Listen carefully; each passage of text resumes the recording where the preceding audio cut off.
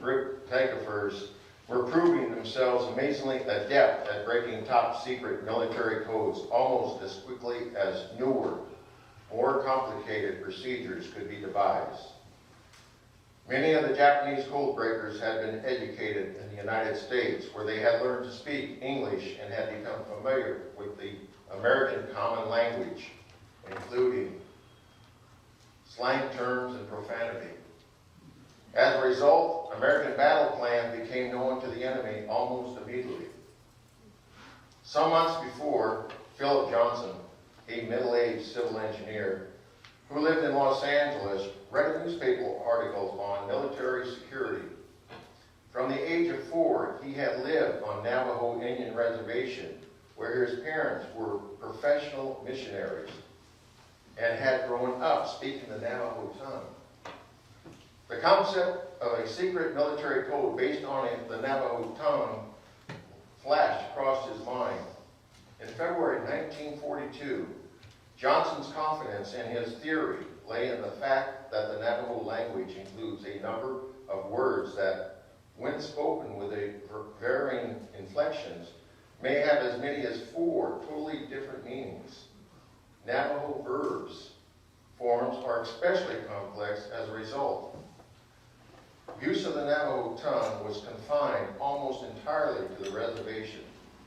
Few non-Navajo spoke or understood it, and it was a hidden language, there not yet being an alphabet or written form for others to study.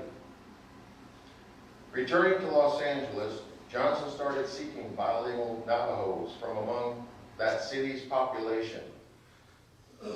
By mid-April, Marine recruiting personnel appeared on the Navajo reservations. They proceeded to enlist 30 volunteers from agency schools at Fort Wingate and Shiprock in New Mexico, and also in Fort Defiance in Arizona.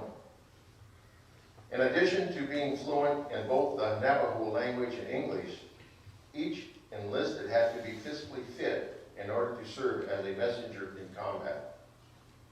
At Camp Pendleton, the Navajo, in addition to their duties, were required to devise a new Marine Corps military code which, when transmitted in their own language, could completely baffle their Japanese enemies.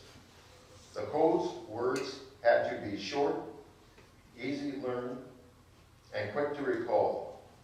By August 1943, nearly 200 young Navajos had been trained at Camp Pendleton.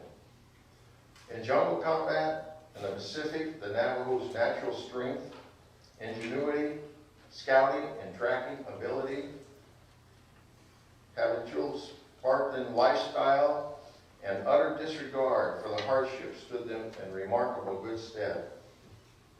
In all, 421 had completed wartime training at Camp Pendleton's Code Talker School, and most had been assigned to combat units overseas for many of them. However, returning to the reservation, life proved difficult after their years away. But for most of them who wished to marry and raise families, there were severe problems. Jobs were scarce. In fact, there was no jobs on the reservations. Almost a quarter of a century elapsed before the 4th Marine Division honored its Navajo Code Talkers at its June 1969 annual reunion in Chicago. In December 1971, President Richard M. Nixon presented the Navajo Code Talkers with a certificate of appreciation from the nation, thanking them for their patriotism, resourcefulness, and courage.